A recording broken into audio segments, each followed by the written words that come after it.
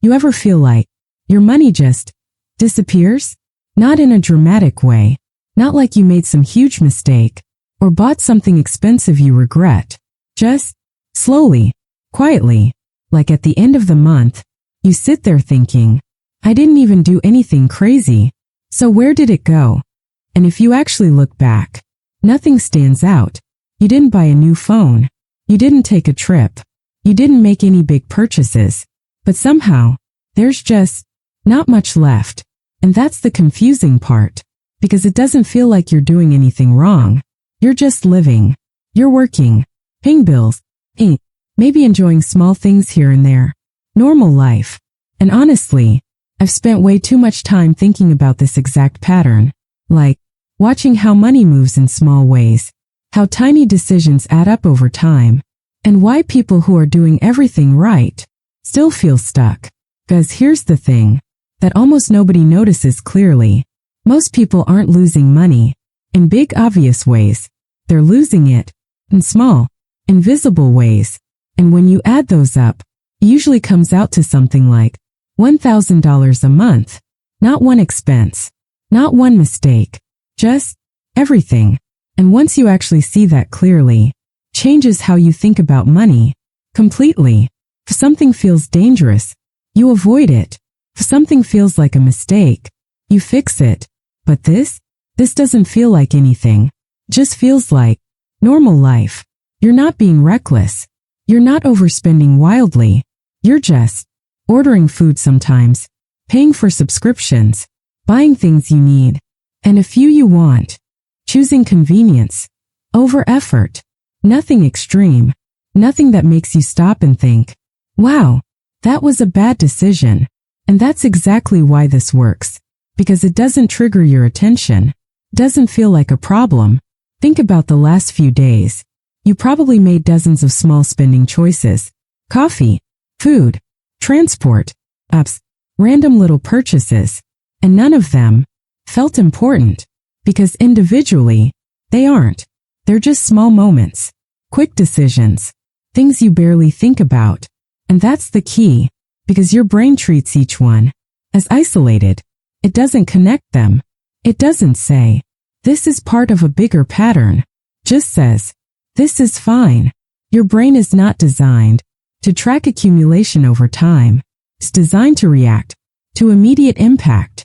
So losing $1,000 in one day, that would feel massive. You'd notice. You'd react. But losing $30 here, $50 there, $20 somewhere else, that doesn't register the same way. Because it's fragmented. And fragmented loss feels invisible, even when it's consistent. Let's zoom out for a second. Imagine all those small expenses combined. Food, ordering, eating out, convenience purchases, lifestyle, small upgrades, random spending, things that don't matter much. Individually, they feel small, but together, form a system that quietly takes money every single month. And most of the time, you never see the total. Subscriptions, streaming, services. You ever feel like your money just disappears? Not in a dramatic way, not like you made some huge mistake or bought something expensive you regret. Just slowly, quietly, like at the end of the month, you sit there thinking, I didn't even do anything crazy. So where did it go? And if you actually look back, nothing stands out. You didn't buy a new phone. You didn't take a trip. You didn't make any big purchases. But somehow, there's just not much left. And that's the confusing part. Because it doesn't feel like you're doing anything wrong. You're just living. You're working. Paying bills. Maybe enjoying small things here and there. Normal life. And honestly, I've spent way too much time thinking about this exact pattern. Like, watching how money moves in small ways. How tiny decisions add up over time. And why people who are doing everything right still feel stuck. Because here's the thing that almost nobody notices clearly. Most people aren't losing money in big obvious ways. They're losing it in small, invisible ways. And when you add those up, it usually comes out to something like $1,000 a month. Not one expense. Not one mistake. Just everything. And once you actually see that clearly, changes how you think about money completely. If something feels dangerous, you avoid it. If something feels like a mistake, you fix it. But this doesn't feel like anything. It just feels like normal life. You're not being reckless. You're not overspending wildly. You're just ordering food sometimes, paying for subscriptions, buying things you need, and a few you want. Choosing convenience over effort. Nothing extreme. Nothing that makes you stop and think, wow, that was a bad decision. And that's exactly why this works. Because it doesn't trigger your attention. Doesn't feel like a problem. Think about the last few days. You probably made dozens of small spending choices. Coffee, food, transport, apps, random little purchases. And none of them felt important. Because individually, they aren't. They're just small moments. Quick decisions. Things you barely think about. And that's the key. Because your brain treats each one as isolated. It doesn't connect them. It doesn't say, this is part of a bigger pattern. Just says, this is fine. Your brain is not designed to track accumulation over time. It's designed to react to immediate impact. So losing $1,000 in one day, that would feel massive. You'd notice. You'd react. But losing $30 here, $50 there, $20 somewhere else, that doesn't register the same way. Because it's fragmented. And fragmented loss feels invisible, even when it's consistent. Let's zoom out for a second. Imagine all those small expenses combined. Food, ordering, eating out, convenience purchases, lifestyle, small upgrades, random spending, things that don't matter much. Individually, they feel small, but together, form a system that quietly takes money every single month. And most of the time, you never see the total. Subscriptions, streaming, services, convenience isn't just about saving time. It's about reducing friction. It makes life smoother, easier, less demanding. And that's valuable. But it also comes with a hidden cost. Because the more you rely on convenience, the less you tolerate effort. And the less you tolerate effort, the more you're willing to pay to avoid it.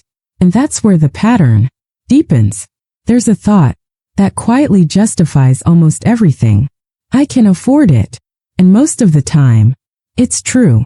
You're not going into debt. You're not making reckless decisions. You're just spending within your means. But here's the problem. Affordability doesn't ask the right question.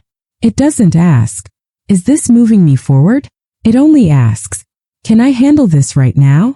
And when every decision is based on right now, your future gets ignored. Let's zoom out again.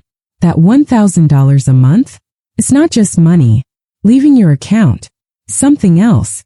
Something you're not building. Because if that same $1,000 was saved, invested, directed intentionally, over time, to become something significant, not instantly, but gradually. And that's the part most people never see. Because what you spend is visible. What you don't build is invisible. Here's the interesting part. This doesn't go away.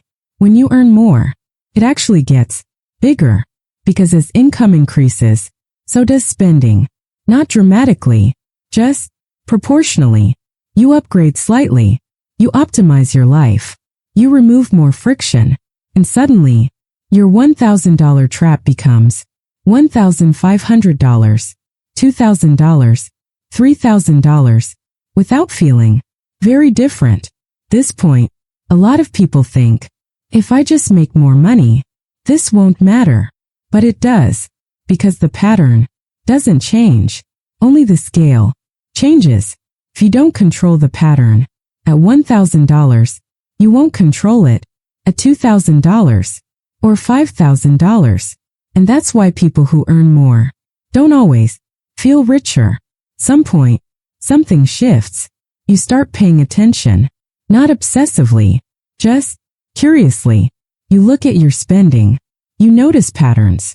You start asking, wait, how much is this actually adding up to? And when you finally see the total, surprising, not because of one big expense, but because of how many small ones stacked together. Awareness isn't always comfortable, because now you can't ignore it. You can't say, it's just a few small things, because you've seen the total. And once you see the total, you start questioning things, not in a harsh way, just in a more intentional way. Here's where people make a mistake. They think the solution is to cut everything, to become extreme, to remove all comfort. But that doesn't work long term, because it feels restrictive, and restrictive systems don't last. The real solution is simpler.